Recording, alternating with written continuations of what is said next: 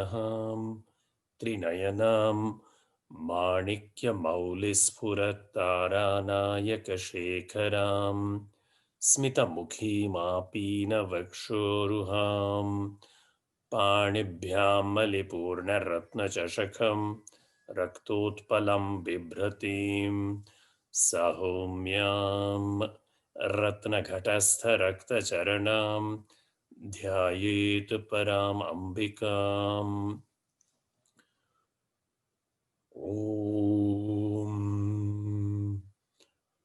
ध्यायेन्नित्यं महेशं रजतगिरिनिभं चारुचन्द्रावतंसं रत्नाकल्पोज्ज्वलाङ्गं परशुमृगवराभीतिहस्तं प्रसन्नं पद्मासीनं समन्तात् स्तुतममरगणैः व्याघ्रकृत्तिं वसानं विश्वाद्यं विश्वबीजं निखिलभयहरं पञ्चवक्त्रं त्रिनेत्रम्। ॐ नारायणं नमस्कृत्य नरं चैव नरोत्तमं देवीं सरस्वतीं व्यासं ततो जयमुदीरयेत्। गुरुर्ब्रह्मा गुरुर्विष्णुर्गुरुर्देवो महेश्वरः गुरुः साक्षात् परं ब्रह्म तस्मै श्रीगुरवे नमः। श्रुतिस्मृतिपुराणानामालयं करुणालयं नमामि भगवत्पादं शङ्करं लोकशङ्करम्। ॐ सहनाववतु सहनौ भुनक्तु सह वीर्यं करवावहै तेजस्विनावधीतमस्तु मा विद्विषावहै। ॐ शान्ति शान्ति शान्तिः। सर्वोपनिषदो गावो दोग्धा गोपालनन्दनः पार्थो वत्ससुधीर्भोक्ता दुग्धं गीतामृतं महत्।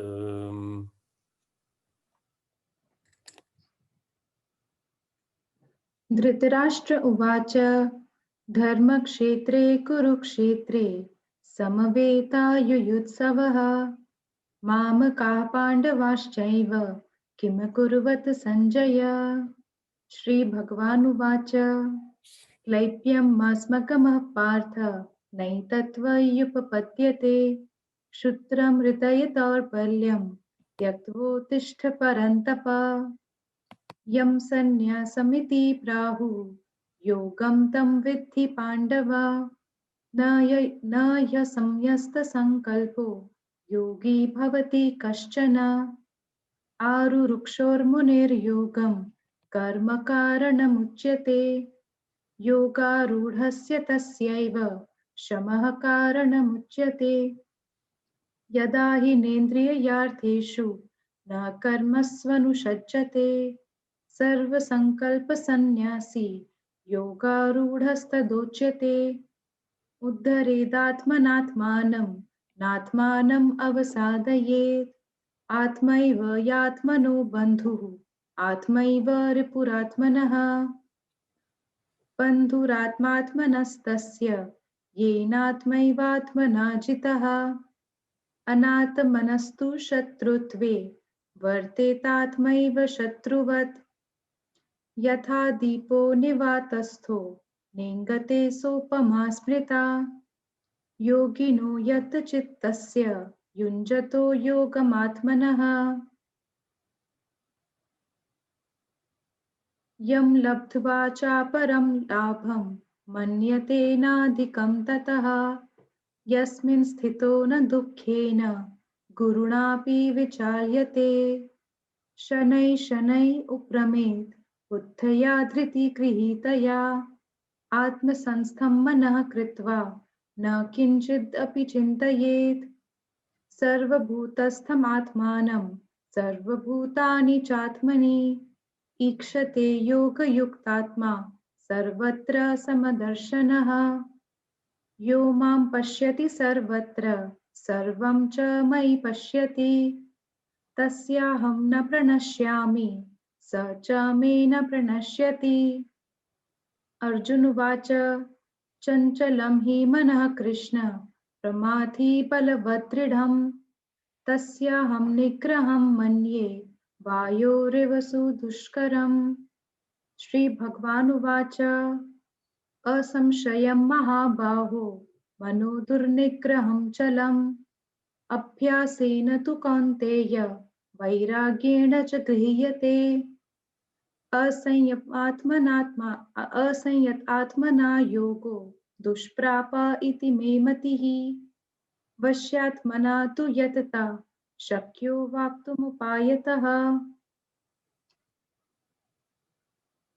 पार्थ नैवेह नामुत्र विनाशस्तस्य विद्यते न हि कल्याणकृत् कश्चित् दुर्गतिं तात गच्छति। मनुष्याणां सहस्रेषु कश्चिद् यतति सिद्धये यतताम् अपि सिद्धानां कश्चिन्मां वेत्ति तत्त्वतः। मत्तः परतरं नान्यत् किञ्चिदस्ति धनञ्जय मयि सर्वम् इदं प्रोतं सूत्रे मणिगणा इव। रसोऽहमप्सु कौन्तेय प्रभास्मि शशिसूर्ययोः प्रणवः सर्ववेदेषु शब्दः खे पौरुषं नृषु।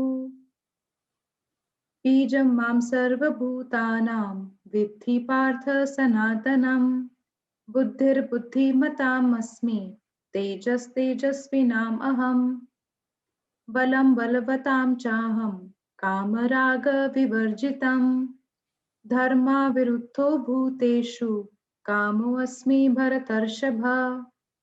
दैवी ह्येषा गुणमयी मम माया दुरत्यया मामेव ये प्रपद्यन्ते मायामेतां तरन्ति ते। चतुर्विधा भजन्ते मां जनाः सुकृतिनो अर्जुन आर्तो जिज्ञासुरर्थार्थी ज्ञानी च भरतर्षभ। तेषां ज्ञानी नित्ययुक्त एकभक्तिर्विशिष्यते प्रियो हि ज्ञानिनो अत्यर्थम् अहं स च मम प्रियः। वेदाहं समतीतानि वर्तमानानि चार्जुन भविष्याणि च भूतानि माम तु वेद न कश्चन। इच्छाद्वेषसमुत्थेन द्वन्द्वमोहेन भारत सर्वभूतानि सम्मोहं सर्गे यान्ति परन्तप। येषां द्वन्द्वगतं पापं जनानां पुण्यकर्मणां ते द्वन्द्वमोहनिर्मुक्ता भजन्ते मां दृढव्रताः।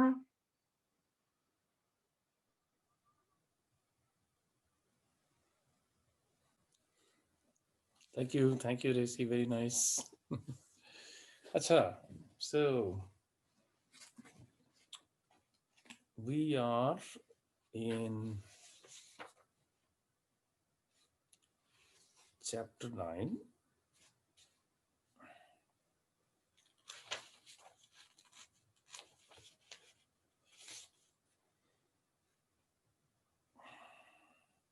Rajavidya Rajaguhya Yoga Nama Navamo Adhyaya. So in this, just the preamble before we continue, I believe we have to start with verse 26. Is that right? Yes, Professor. So the sort of context going on here is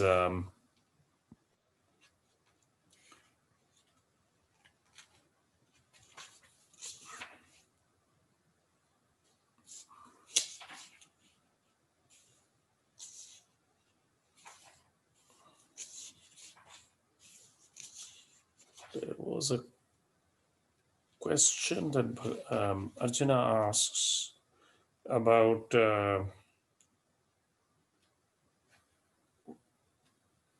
I'm trying to ask a question.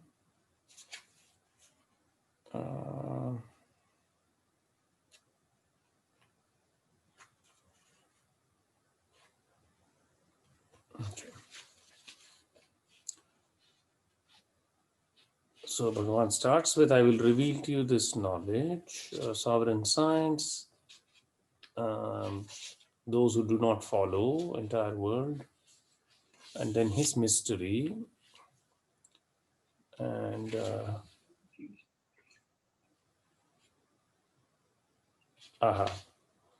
um,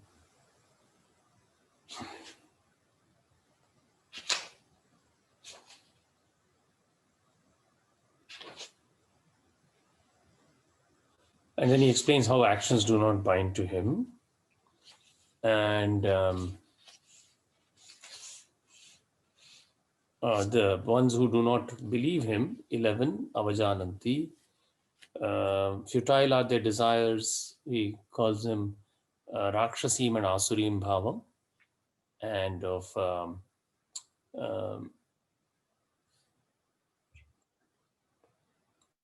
he literally says they are mudha, right? Mogha asha, yeah, mudha manushim tan. Then, on the contrary, those who follow the path of devotion, incessantly glorifying me. Then this question, which is actually in the commentary on 15.0, the prelude to verse 15, te kena prakarena upasate. How do they worship? The ones who incessantly glorify you, striving with steadfast vows, dhrida vrataha, prostrating, eternally united, they worship me with devotion. And he says, Jnana yagyena cha api anye yajanto mam upasate. And others worshipping me with the sacrifice of knowledge wait on me, looking up to me as one with themselves, or as different in manifold ways, me with face turned everywhere. Actually, there is a verse in the Narayana Suktam which expresses this fact also.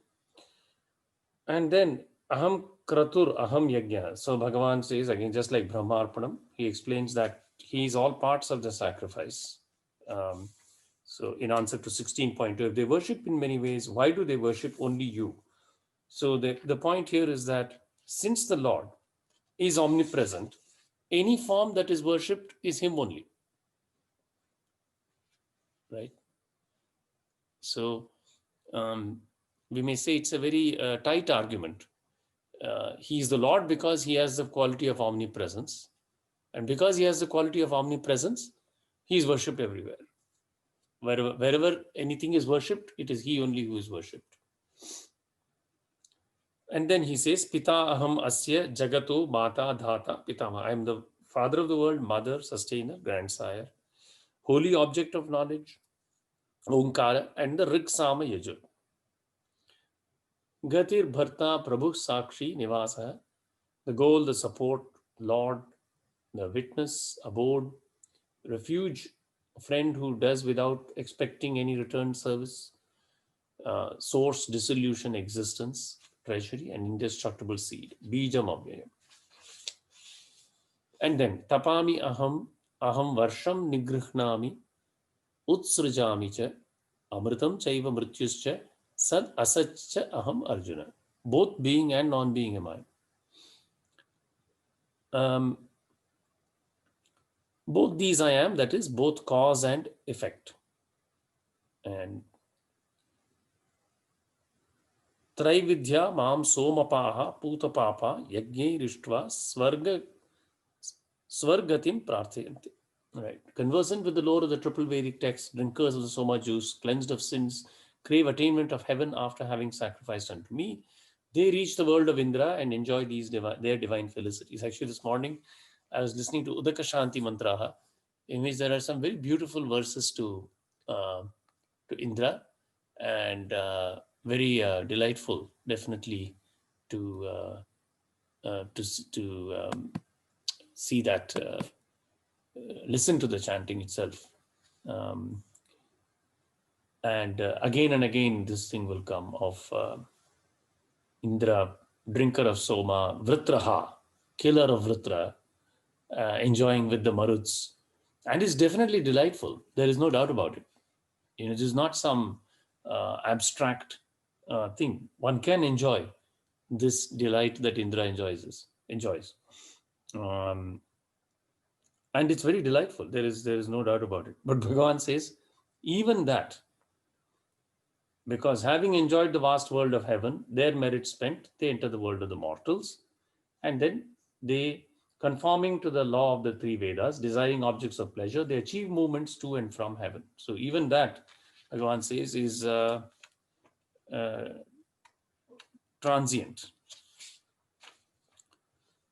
Uh, and then this one from the Vishnu Sahasranam. Ananyas chintayanto mam ye jana paryupasate tesham nityabhiyuktanam yogakshemam ahami. To men who exclusively meditate on me and elaborately worship me, who apply themselves incessantly to meditation, I bring prosperity and security. So then 23.2 in the commentary, Bhagavan Sri Shankaracharya says, now if other divinities also are you yourself, their devotees are your devotees as well. And then Bhagavan says, yes, this is true. Those also, ye api anya devata bhakta yajante shraddhayanvitaha, te api mameva kaunteya yajanti avidhi purvakam, in a non, shall we say, prescribed way. Vidhi is the correct prescribed way. So then the question arises, why do they worship ignorantly? Kasmat te avidhi purvakam yajante iti uchyate. 24.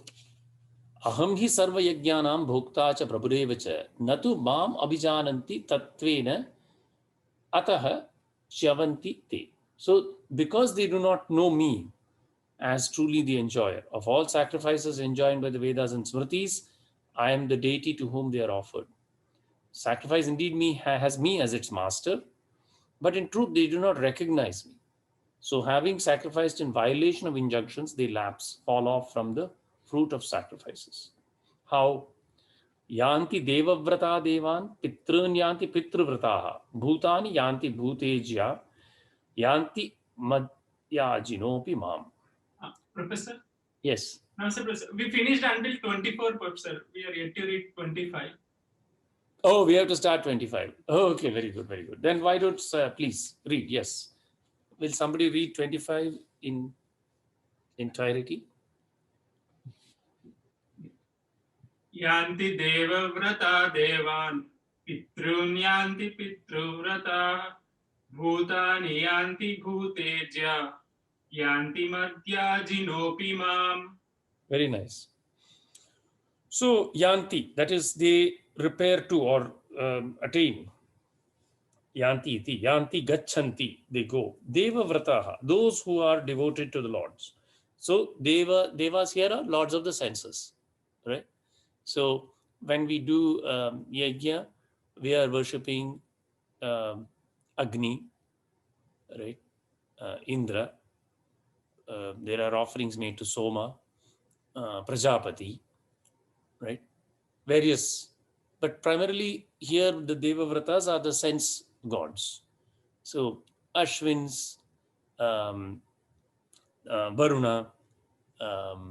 Agni, and Vayu, and Dig Devatas, right? So undoubtedly, if one worships them with great devotion, one will attain their state. There's no doubt about that, right? This is the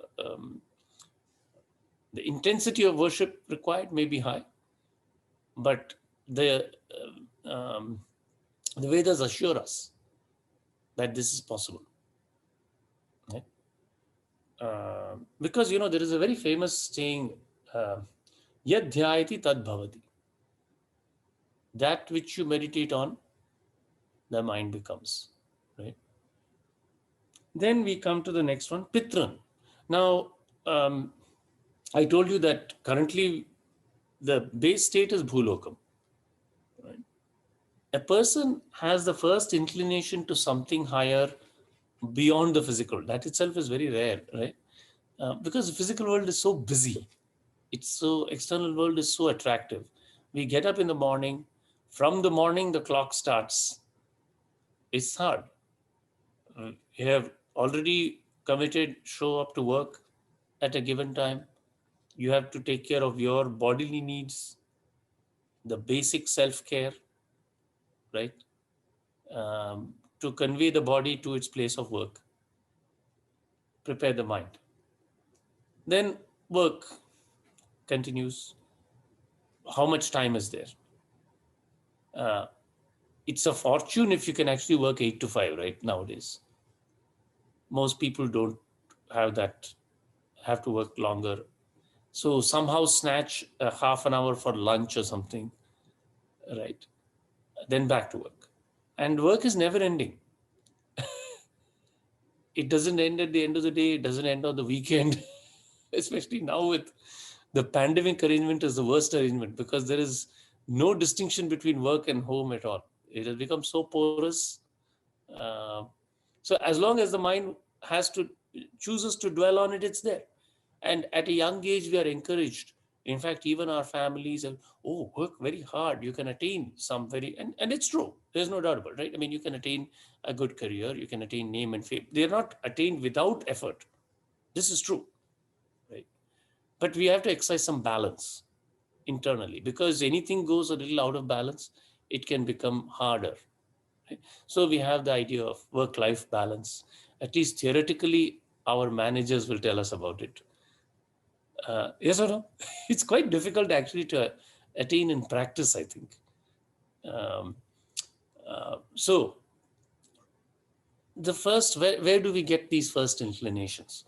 And that may be something actually you can share, which is anyone. What is the thing that inclines you to away from that routine? Because one can exist quite, many people do, right? What is it that inclines us to read even the Bhagavad Gita? I'm curious. Because the inclinations are different for different reasons, right? For me, it's growing anxiety and restlessness. If I become too anxious or restless, then I know, it is time for me to, delve into some bhakti. Very nice. Thank you. Yeah, absolutely. That's a very good, I think, reason. Very nice. Or sometimes if I'm doing too well, if I'm very happy, then I remember to thank the Lord. Then it happens. That is wonderful, Racy. That's an advanced state of, very rarely do people do that. Very remarkable. Amazing. Thank you. The first one is more common, still not very common. Second one is very rare. Anyone else?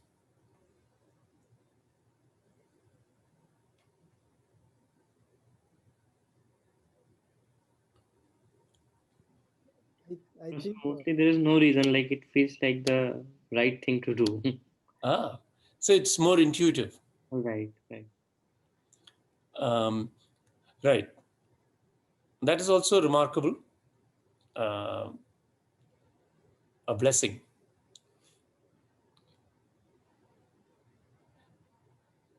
Anyone else want to? For me, I feel like there's something more. And, in this world, they gone through so many experiences, and nothing seems to truly make me happy. So, I think there is something I don't know yet, but I think I want to find out. That's wonderful. Right. So there is this inclination. In general, it can arise in a human being for various reasons, right? the way I understand this piece is, and as I reflect myself over the sort of human condition itself, if you think across millennia, right? All cultures, the first mystery is what happens to people after they die, right? Because nobody wants to die, right? Most of the time, right? I mean, the life experience is enjoyable, right? So everybody seeks to prolong their life. I've never seen, I mean, well, there are, extreme cases of suicides, but barring those extreme, and we do consider those to be probably some mental distress of an extreme nature, right? But on average, most people prefer to continue their life. So this mystery, right? So then that is the first investigation of the Pitrulok, right? That's the second part of this verse, which says, Pitra Nyanti Pitra Vrataha. So across all cultures, we have said, okay, something is there beyond this, which we agreed on, which is either a sense of restlessness or a sense that, oh, my success is very great. Maybe there is something deeper that I need to thank for this. Or like you said, there must be something more than just what we experience day to day, or feels right. This is intuitively, there is something deeper in this. Most concretely crystallized into this point that people pass away, and we must honor them somehow. There is some remembrance, right? And we talked about all the traditions, Egyptian, Chinese, Japanese, across Native American. You take any tradition. I don't think there is any tradition that doesn't honor the dead. I'm willing to make the sweeping generalization almost, right? And so Bhagavan is saying, yes, that's okay. Because actually in Aditya Hridayam it says, Pitaro Vasavas Sadhya. We worship the sun, Aditya, Pitaraha. He is the ancestors. Agastya Maharishi is telling Sri Ram, Pitaraha, Vasavaha, Vasu, plural, he is the Vasus. Sadhya, he is the Sadhya gods, right? So, while naturally, and to some extent, we may say this is the most primitive form of worship.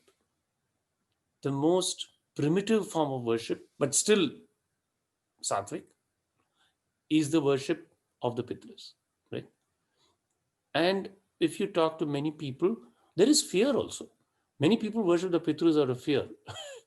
In our thing, it's told, if you don't worship them, they will curse you or something like that, right? It's a reasonable way. Our mind is so complex. Sometimes it's attracted for the right reasons. Sometimes it needs a danda also. So the rishis recognize this. They said, if you say, okay, do good, some people will do good. Okay, there will be some Vikrita types who will never do good unless they're whacked. Right? So they said, okay, let's add this aspect also. And insofar as we desire some things and we do not pay homage to the departed, there will be obstructions for sure.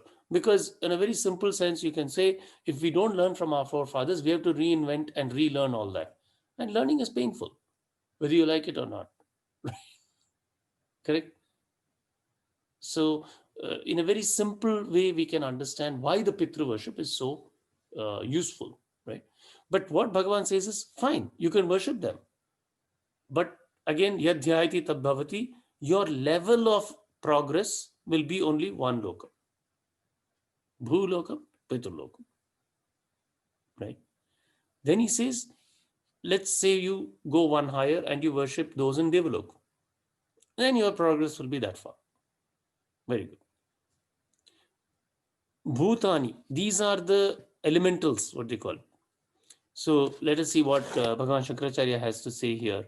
He says, Bhutani, Vinayaka Matragana Chatur Bhaginyadini, to the elementals, the Vinayakas, the mother spirits, the four sisters, etc. Go the worshippers of the elementals. So, we may say like nature spirits, right? Actually, in the Native American tradition, this is very powerful and strong. Right? I don't know if you are aware of. They take on the spirit of the bear or the spirit of the wolf. This kind of a thinking is there. And they're very close to nature, right? Ability to track wild animals, right? It's a skill. It is not it is attained through devotion and through practice, undoubtedly. And actually, even in our in India itself, in the south, there are traditionally a whole jati of those who are snake trappers. I don't know if probably in the north also there is. They their skill in trapping snakes is phenomenal. In fact, snake venom, as you know, is very highly prized as antidote. So they are regularly, their help is taken. They've even come to other parts of the world to trap snakes and get the venom because it's not easy. It requires a very subtle understanding of, where the snakes are, how to approach them, how to catch them, and they do it for benevolent purpose. They also worship them. And actually, even if you listen to Udaka Shanti, there is a worship of Sarpebhya. Sarpa is worshipped. The Nagas are worshipped, right? So Bhagavan is saying this also is there. To them go the ones who worship them. But my worshippers come to me alone. Right? Yanti mad yajinah mad yajanashilaha vaishnavaha mameva samane api ayase mam eva na bhajante ajnana. The others don't worship me because of ignorance. Therefore, they gain but petty results. Tena te alpa phala bhajah bhavanti ityartha. This is the idea.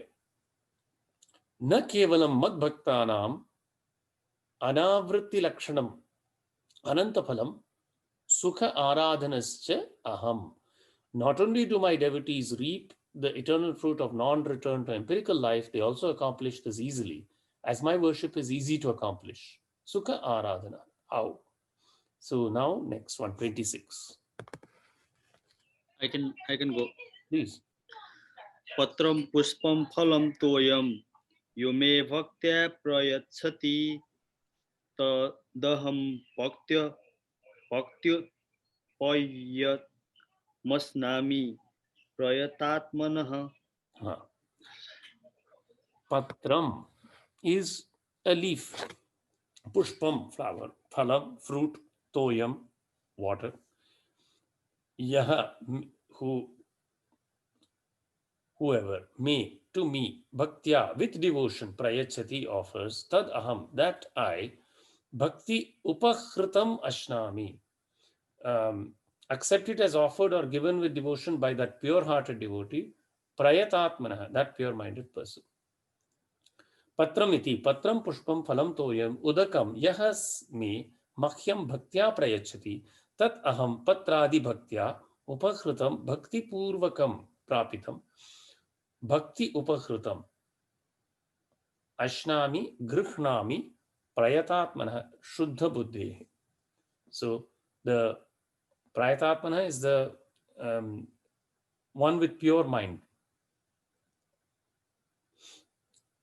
Upahritam ashnami, bhakti upahritam.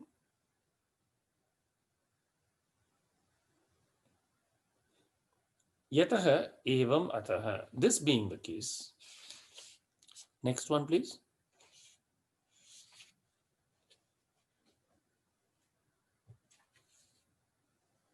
$27. I can go. Ah. Yat karosi yadasnasi yadjuhosi tadadasi yat tapasyasi kaunteya tatkurusva madarpanam. Very nice. So all in second person, singular, right? So yat karoshi, whatever you do. Yat ashnasi, whatever you eat. Yat juhoshi, whatever you sacrifice. Yet dadasi yet, to give the right meter, whatever you give, yet tapasyasi, whatever austerity you perform, kaunteya, O son of Kunti, tat kurushva, that you do in an imperative, mad arpanam, as an offering, dedication to me. So we very often, this notion of Krishna arpanam has to be done, right? So we say, kayena vacha manasi, simple way, right? Every day at the end. And so, why do we say that? So let us just read this little bit extended commentary. Whatever you do spontaneously, whatever you eat, offer a sacrifice according to Vedas and Smriti, whatever you give to holy men, be it gold, hiranyam, annam, ajyam, food, or ghee, adi, whatever penance you perform, do all these as offerings to me. So again, the basic idea, because the nature of the Lord is one who does not have any karma cling to him. Therefore, even by imitating his very nature, one attains to his nature, right? So in our, that's why actually parishechanam, when eating, either in the Vedic sense or in a even other kind of simple mantras that one is used to say, is a nice way to offer this to the Lord. And in the end, that makes clear the import of the other verse where Bhagavan says, Prakritehe kriyamanani gunehi karmani sarvasha. So it is the gunas literally that are acting, right?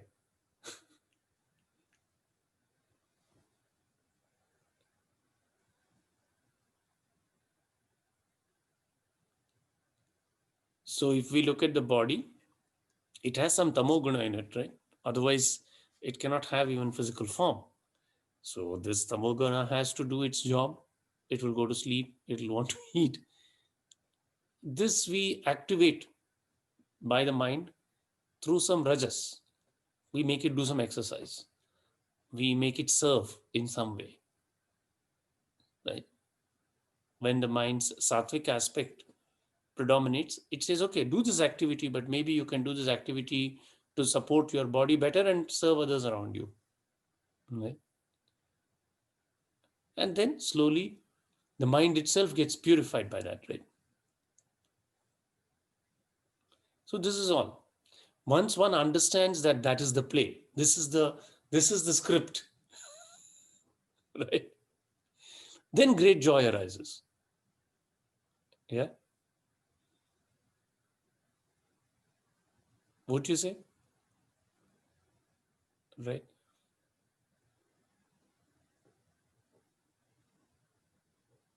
So that's all.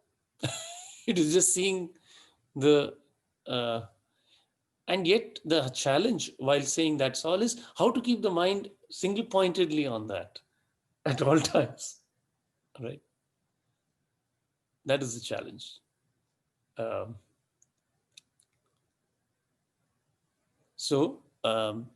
But definitely these practices. So what our tradition has said is, by somehow elaborately making everything from, we talked about this, waking up, from the moment you wake up, that constant reminder till it becomes second nature, right?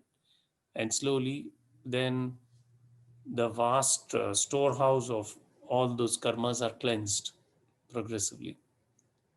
Right? So, evam kurvatah tava yat bhavati tat shrunu. So, in a sense, what Bhagavan is saying is, if that itself is done sincerely, right? So he has not prescribed, although those are also good. He has not prescribed yatras to holy places, although there is good in that also. There's no doubt about it. If you go to certain holy places because of the tapasya done by great siddhas there. Definitely those vibrations help. But he says even that if you're not able to do, that's fine. Right? If you don't have the means, although you may,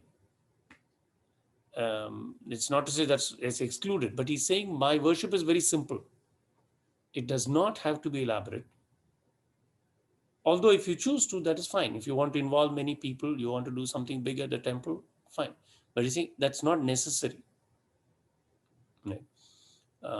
But it's a constant. The challenge is the constancy of it. That's what he's emphasizing. Then what will happen then when you do thus? So 28.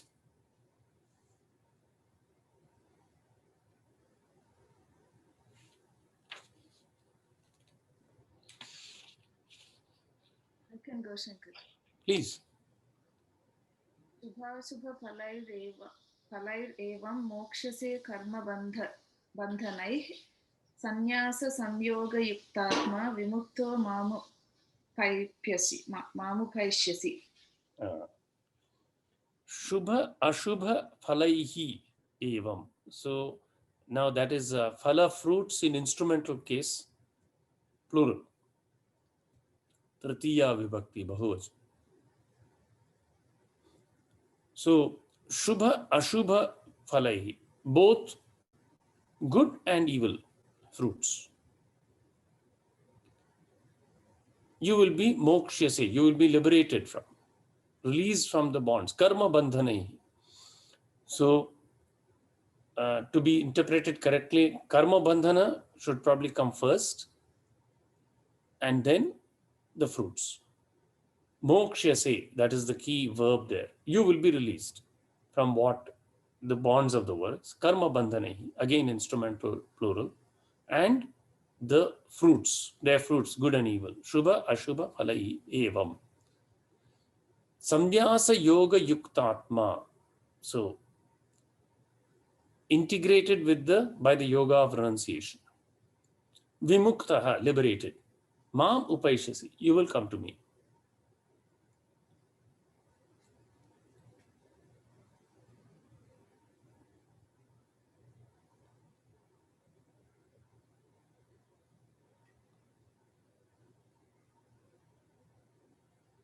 So this is what he offers as the simple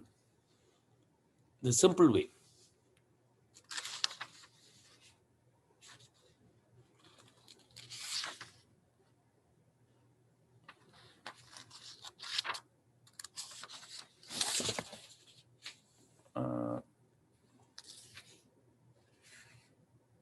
Sukha Aradhana.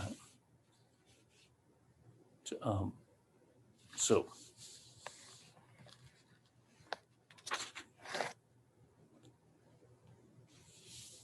any comments on this?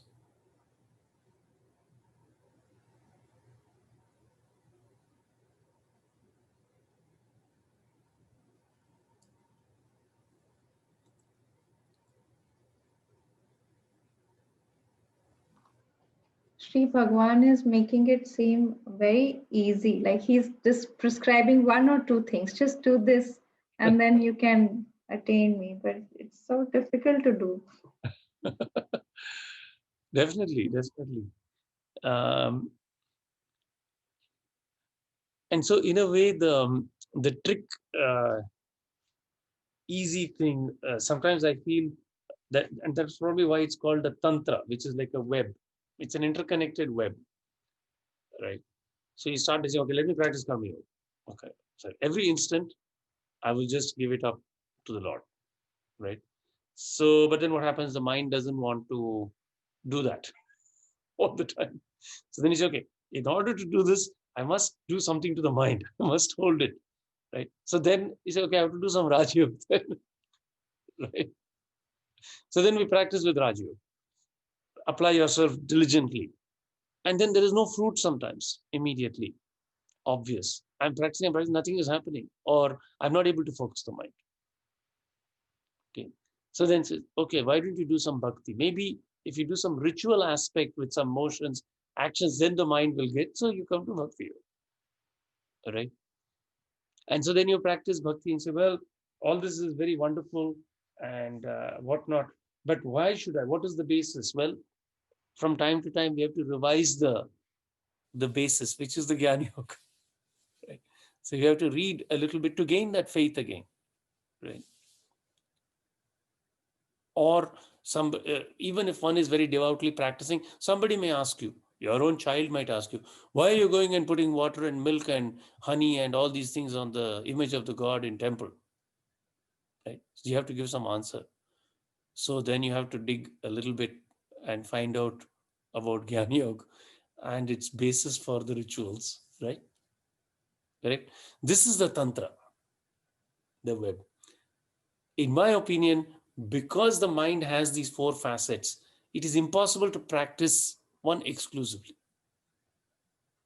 A little bit of everything is nice to incorporate, so that depending whether the mind is emotional or it is engaged in activity or it is sitting in meditation or it is wanting to make intellectually consistent its very sadhana, these four serve to give a firm support. And plus, it gives the benefit that you can adjust your in the 4-lane highway. If there is a big truck going in front of you very slowly, you can change lanes. Or if the road is slippery ahead, you can change lanes, right? And do that. This is my humble understanding and opinion, and that has helped, I feel, right? But you're right. This is very tricky. Of course, we will all have some natural, we all have our home lane, right? There's a particular lane that you like. That's good. I think that should be cultivated. Right? What do you say?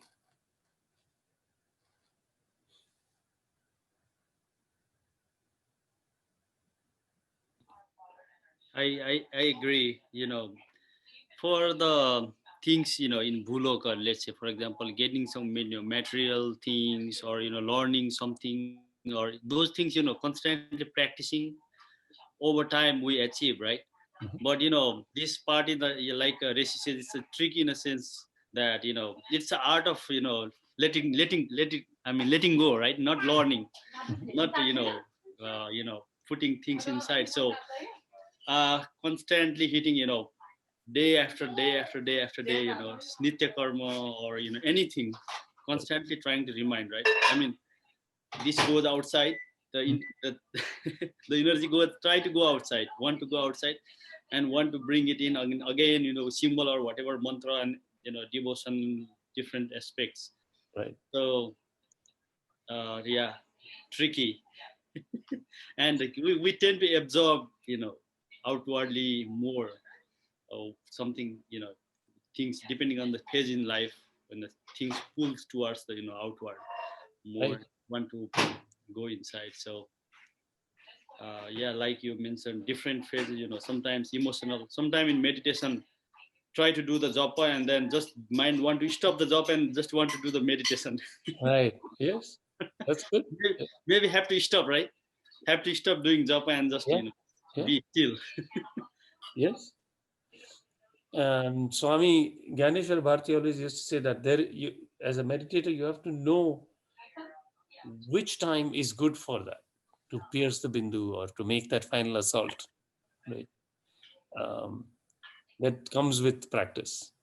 Right? Very nice. Yes, absolutely. Any other thoughts on?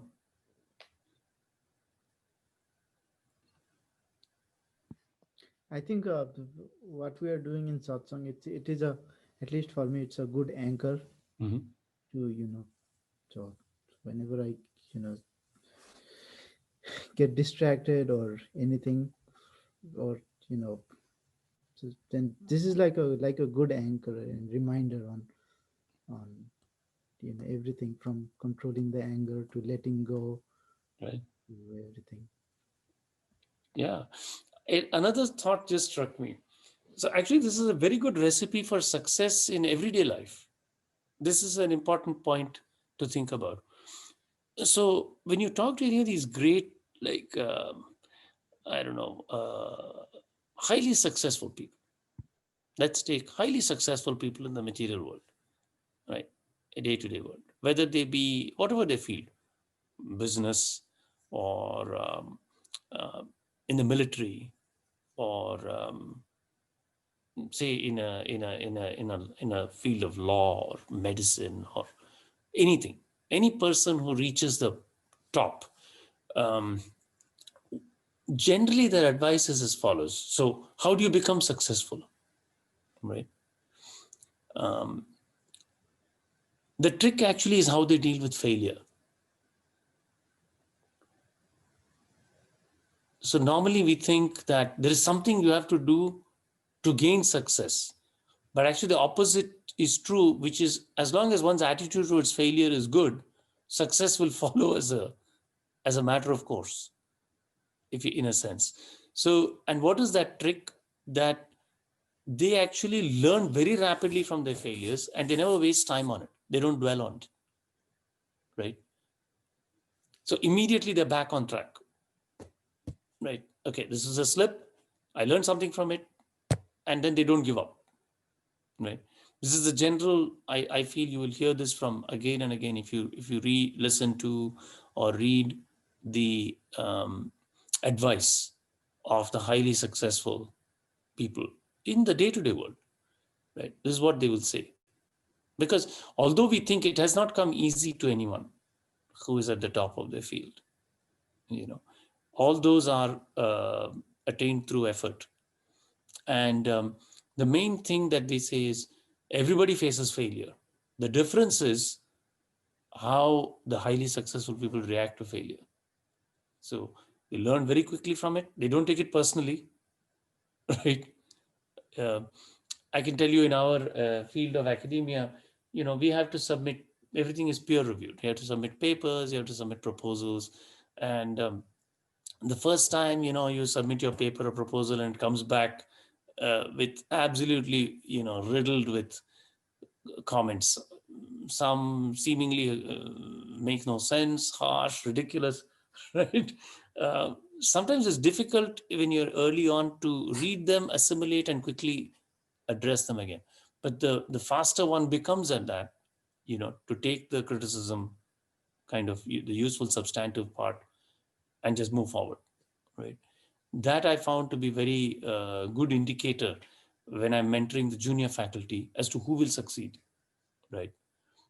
The ones who are very fast in, they just recover from it, right? They look at it once or twice and they say, okay, these are really good points. I need to fix these, right? And the rest of the stuff I'm not going to take, whatever. Okay, they may call me an idiot, greenhorn Martian who should not work in this area. That's fine.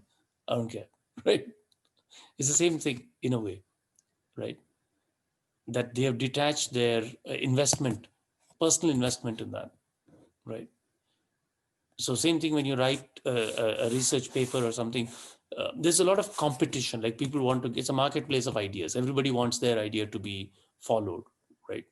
And so there is a lot of criticism of, oh, this is not right. This is, but if our goal is not actually to market the idea, but to know the truth, right? Then it kind of transforms the way you react to criticism. I mean, if I want to know the truth and I want to write about the truth, then whatever anybody says, I'm going to keep pushing, right? It doesn't matter. And it will come out at the end, right? That's the nature of the truth. However much people may deny it, it's going to come out if it's true. So at least in my work, these two things I found useful to try and emulate. Not managed it even probably 10% of where it should be, but it has been a good learning experience. And so the Shubha Ashubha Phalam, and I think you started off very nicely, Resi, with the what I would say extremely advanced notion that when things are going good, you turn to this. That's fantastic. I think that's something aspirational for me. So that's very nice, very lovely. Mokshase karma bandhanahi samnyasa yoga yuktatma vimukta mam upaishasi, reaches me. So this is very beautiful. Any further comments before we move to next verse? And anybody can read. Actually, before we go to the next verse, let me add one point.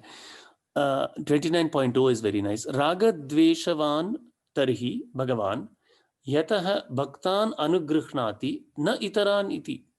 If so, the blessed Lord is partial. He blesses the devotees only, not others. Yeah. No, not so. So it's a lead into the next verse. So anyone wants to read, or if you have some comments on 28, please.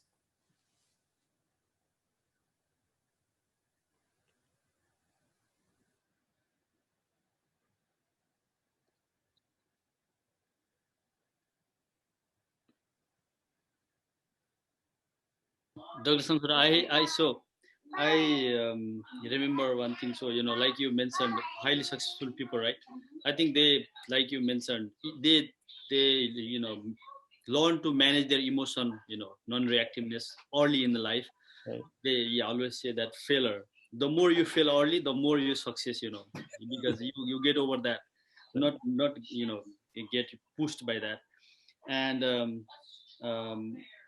so I remember Swami Tyagananda, you were saying that, so like the people, if you look at the high people, like politically, like President of United States, somebody, right, or CEO of the big company, all those people, like Einstein, like highest mind, like in the science, let's say, I would have seen. So some of their energy rise to some extent, right? So like through the Sushumna, maybe out of 7 chakras, maybe 1 chakra above, from the Muladhara, maybe 1 or 2 above, right? And that reflects in the outer life, how concentrated you can be, how focused you can be. So yeah, I wonder, he was, just reflecting on that one. This was Swami Tyagananda's discourse? Yeah. Swami Tyagananda was, mentioning Indeed. at one point, I just remember. So Particularly, I feel this for those who are highly accomplished in music or the arts. And definitely, this is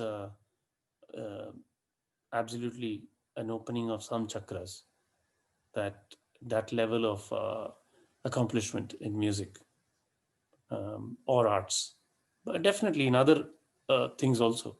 Yes. So now let's read the mystery of why the Lord is the Lord partial or not. समोऽहं सर्वभूतेषु न मे द्वेष्योऽस्ति न प्रियः ये भजन्ति तु मां भक्त्या मयि ते तेषु चाप्यहम्. So this is the ultimate, right? the ultimate state. Samoham sarvabhuteshu na me dveshyah asti na priyah. So towards all beings I am the same. I hate none nor hold any dear.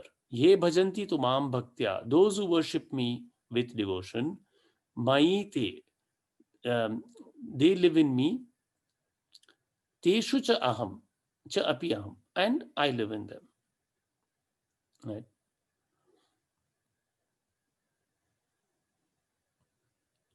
So from a different perspective to look at this, our true self is pure consciousness. Consciousness has no like or dislike. Consciousness just is. Right?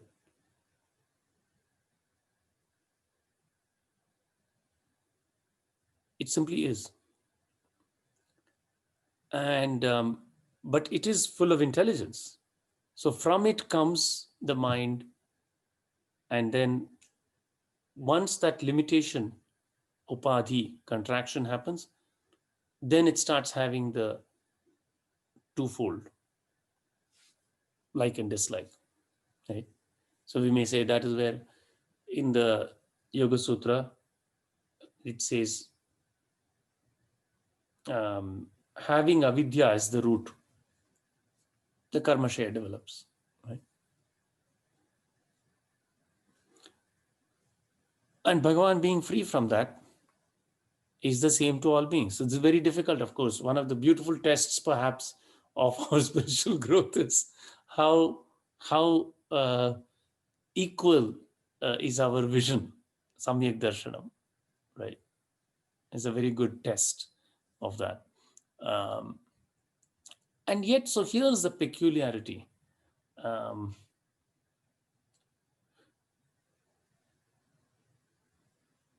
And yet, having been embodied, we have to undertake certain jobs, right? I mean, the whole frame of this Bhagavad Gita is, does this Samyak Darshanam mean that Arjuna should not fight? See, that's the peculiar thing. He still has to fight, right? He still has to fire the arrows, right? But he does it without, what Bhagavan is saying is, as you shoot even your guru, Dronacharya, as you release the arrow to harm his body, right?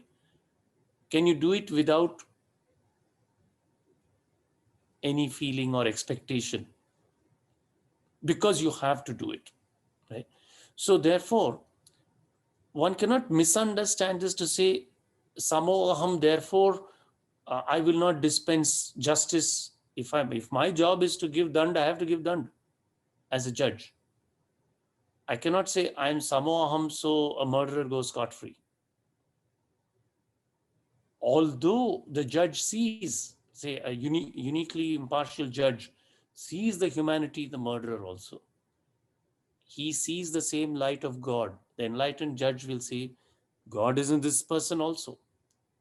Definitely, the light of consciousness in the, but the mind has become so deranged through the rajas and tamas that it's acting in a way that is contrary to its true nature, and therefore it needs punishment. This is very important. One cannot think that just because that Samyak Darshana means that one becomes somehow living in the world. There are the duties one has to perform. If a child has to be disciplined, it has to be disciplined, right? Even though the Lord is in the child, even our blessed Yashoda, right, tied Sri Krishna, yes or no? Because he was naughty. She could not abdicate her duty as a mother even to the Lord. But she did it with a lot of love too, right? So, but this is a very powerful, and sometimes it challenges us. Sometimes there are certain instances in the world where we think, but that is where I find the theory of the guna theory. Guna theory basically says, listen, in the most evil person, there is bit of sattva, right? I heard Hitler was quite nice to his dog. Is that true? Right? So there is sattva. There is some trace of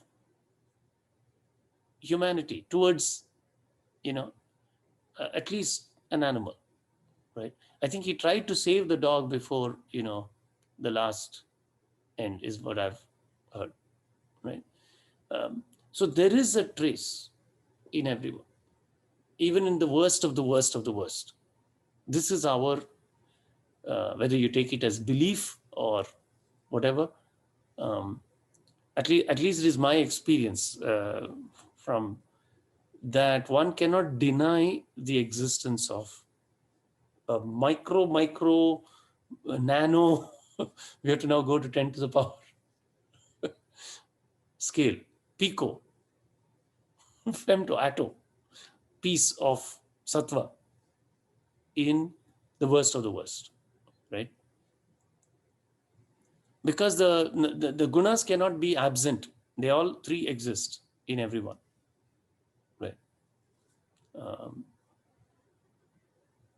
And so in that sense, one can take heart that we are all the same three colors, just the color proportion is different. And that gives a certain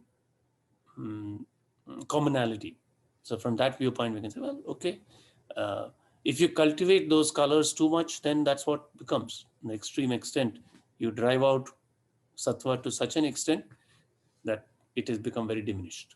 Right. On the other hand, if you cultivate it, then you reach the state of the three great gurus also, which is more positive and uplifting. Acha.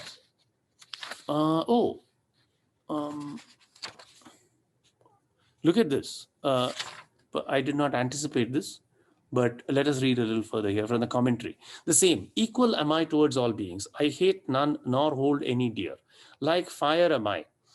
Durasthanam yatha agnihi sheetam na apanayati. A fire does not remove cold from those remote from it, but does so from those drawing near.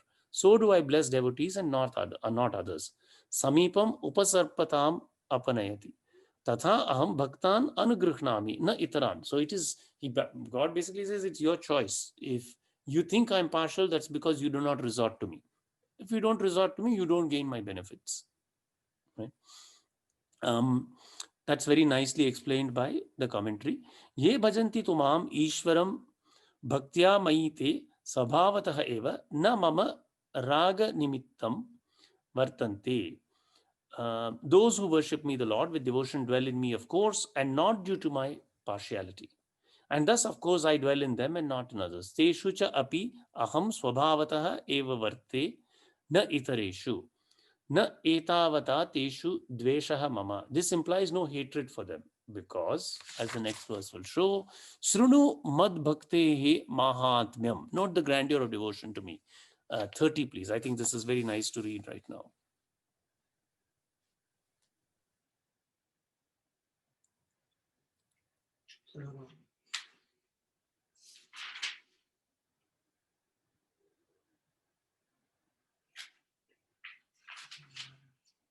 I can read this. Please. अपि चेत् सुर्दुराचारो भजते मामनन्यभाक् साधुरेव समन्तव्यः सम्यगव्यवसितौ हि सः. Right. Api chet suduracharo, extremely wicked. Bhajate. Suppose there is a person who is durachara, extremely, despite his extremely wicked conduct. Bhajate mam ananya bhak. If a man worships me exclusively, sadhu eva, he must indeed be deemed worthy. Samantavyaha, he should be considered. Samyak vyavasito hi saha, for his resolution is right. Though one's conduct has been extremely wicked, most reprehensible, still if one worships me with exclusive devotion, his conduct must be reckoned worthy indeed, for his resolution or determination is appropriate. And this is the case of so many of the asuras and in our Puranic stories, which is very delightful. At the end, when the Lord, finishes them off, they say, I see now, right? Your greatness. And immediately, there is no hesitation on the Lord's part in embracing them to himself, right? That is remarkable, right? It's more human to hold grudge that, you stepped on my toe 3 times in the line yesterday, cut me off in traffic, and now you expect me to be nice to you. And the Lord is not like that, right? So, of course, that's the reason for his lordship. So, and again, also, this is a very nice, I can attest to this personally, because in spite of my extremely wicked conduct, the moment the mind turned towards the Lord, improvements happened. So, you have living proof. It's true. It's important to know, right? This is definitely true. Kshipram bhavati. Should we read one more and then stop? 31, perhaps?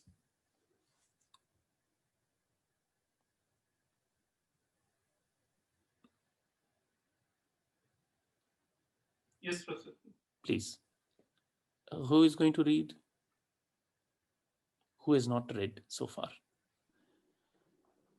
I can read. Please, go for it. Somebody else wants to go. Yeah. क्षिप्रं भवति धर्मात्मा शश्वत् शान्तिं निगच्छति कौन्तेय प्रतिजानीहि न मे भक्तः प्रणश्यति. Very nice. So, Kshipram Bhavati Dharmatma, very quickly he becomes righteous. See, I told. And attains lasting peace. Shashvat Shantim Nigachati. Kaunteya Pratijanihi. Know for certain and proclaim. Na me bhakta pranashyati. Oh Arjuna, my devotee never perishes. This is very gladdening to the heart to hear that. Right? So, Dr. Shankar, I have a comment here. It's wonderful that shloka number 30 is followed by 31. Right. If it were not the case, then I might have been confused at 30th. Because when he's saying that, oh, he turns rapidly, Right. it makes sense. Right. But if it weren't there, then I would be puzzled, oh, why does God like even the bad people? Yeah. But then he's saying when they turn, then the God doesn't hesitate. Yes. Yeah.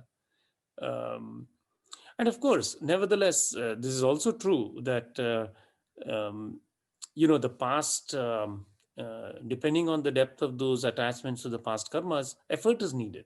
That is not, effort has to be proportional to the past bondages, right? There is a very famous story about Arunagirinathar. I don't know if you've heard of him. In the south of India, there is something called the Tiruppugar. Tiru basically means the Lord. Pugar is praise. So Tiruppugar is words of praise to the Lord. Compositions in Tamil, set to various ragas, very popular in the south. This Arunagirinathar was considered a kind of undevout man in his early stages, given to both drink and women. And at one point, he was so disgusted with his life, he said to commit suicide. He went to the top of the temple and was about to jump off. And then he felt the power of the Lord stop him. And at that point, he became completely turned.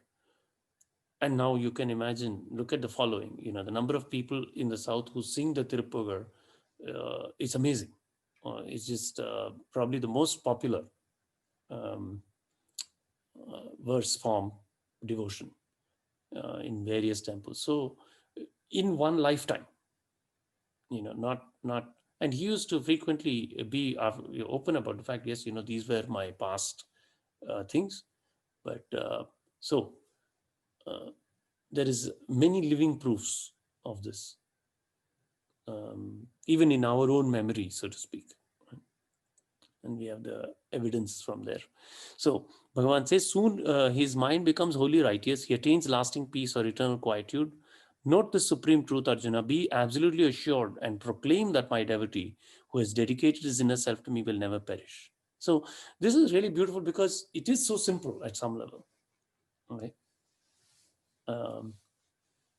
And so it is nice that we are in satsang. We are able to read this and enjoy it and benefit from it. So, Acha. So any final questions, comments, or we can pick up in 32. We're actually quite near the end, but maybe two more. We'll pick it up next time. I think will be nicer. Any questions or comments? Otherwise, I will say Shanti Mantram.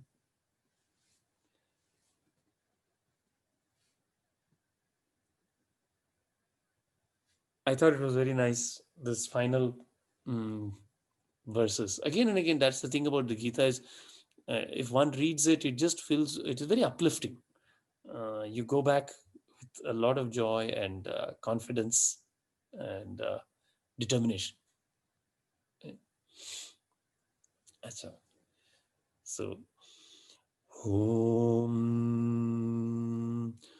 Tachamyora Vrinimahe Gatum Yajnaya Gatum Yajnapataye Daivihi Swastirastunaham Swastirmanushebhyaham Urdhvam Jigatu Bheshajam शन्नो अस्तु द्विपदेः शं चतुष्पदे ॐ शान्ति शान्ति शान्तिः Namaste everyone. Have a lovely evening and weekend, and we will meet again in a week. Namaste.